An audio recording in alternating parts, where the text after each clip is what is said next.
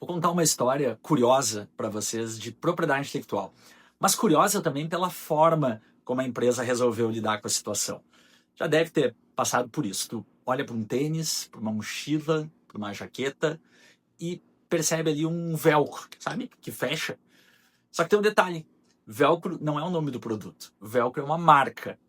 E essa história ela mostra muito bem como uma marca pode ficar tão famosa e começar a correr risco justamente por causa da própria popularidade. Se tu caiu aqui agora no canal, deixa eu me apresentar rapidamente. Eu sou o Gustavo Barru, sou advogado de propriedade intelectual há mais de 2 décadas.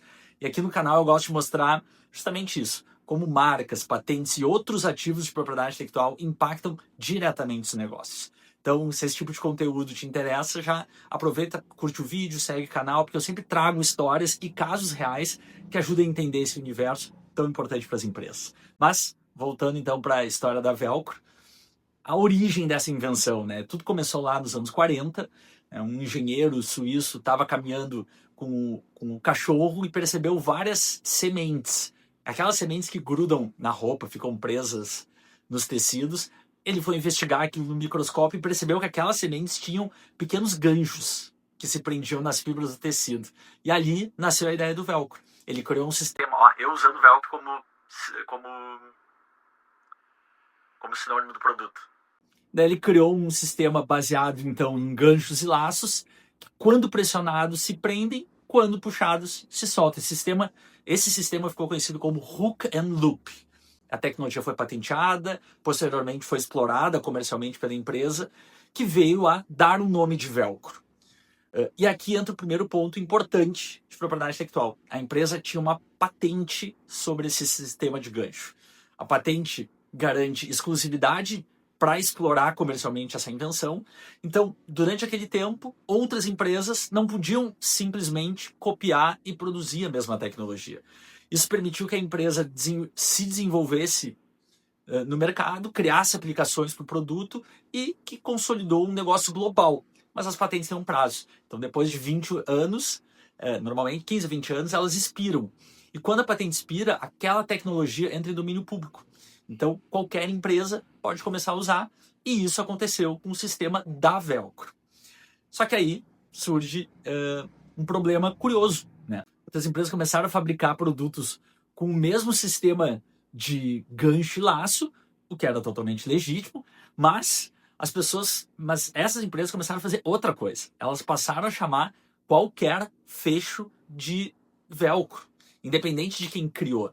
E daí nasce o perigo para a marca, porque quando uma marca vira um nome genérico do produto, ela pode perder a distintividade. Na propriedade intelectual tem até um fenômeno para isso, que é quando a marca sofre de degenerescência. Alguns exemplos famosos no mundo, como, sei lá, aspirina, Sedex, enfim, existem vários, Gillette, né? Então a marca deixa de funcionar como marca.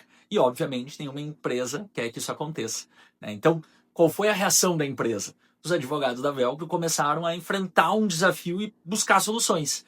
E para fazer o público entender que Velcro é uma marca e não o nome do produto, porque o nome do produto é o Hook and Loop, mas ninguém chama dessa forma no dia a dia, veio uma das estratégias mais criativas que eu vi envolvendo propriedade intelectual. A empresa decidiu fazer uma música, literalmente, né? Uma música explicando para o público que Velcro é uma marca registrada. Hey, that's Velcro! But even though we invented this stuff, our patent lapsed 40 years ago. Aqui vale mostrar um trecho.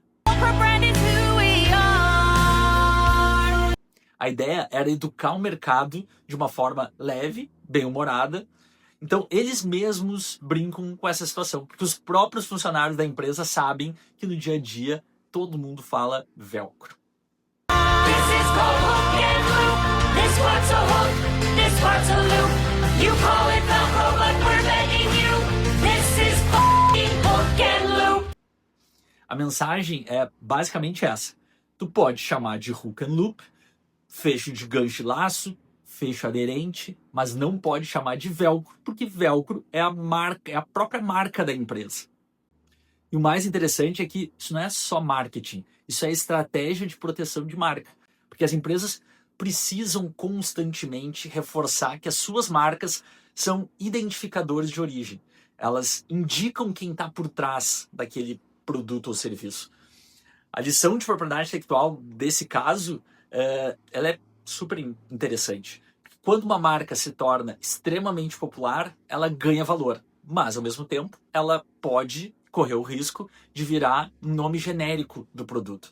E quando isso acontece, a empresa precisa agir, é um ônus dela.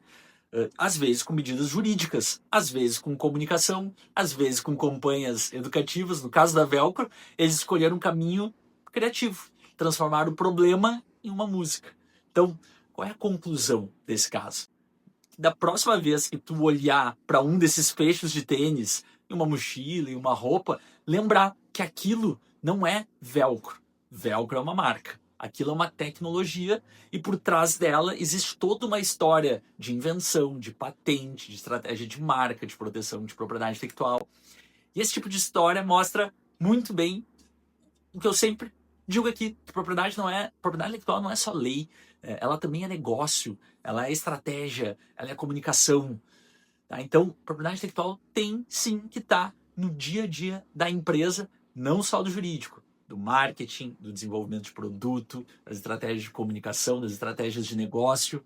Então, esse é o ambiente, é o contexto que se insere a propriedade intelectual. Se gostou do vídeo, curte aqui o vídeo e segue o canal. Obrigado.